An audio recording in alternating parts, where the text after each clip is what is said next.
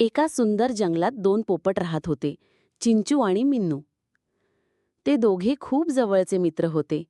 रोज सकाळी दोघं झाडावरून उडत, फुलं फळं शोधत आणि मजा करत. एक दिवस चिंचू आणि मिन्नू एका मोठ्या बागेत गेले. तिथे त्यांना लालसर रसाळ सफरचंद दिसलं. चिंचू म्हणाला, हे सफरचंद आपण खाऊया. मिन्नू थोडा शहाणा होता. तो म्हणाला, थांब, आधी पाहूया कोणी आहे का. इतक्यात शेतकरी आला आणि म्हणाला, वा, हेच पोपट रोज माझ्या बागेत येतात.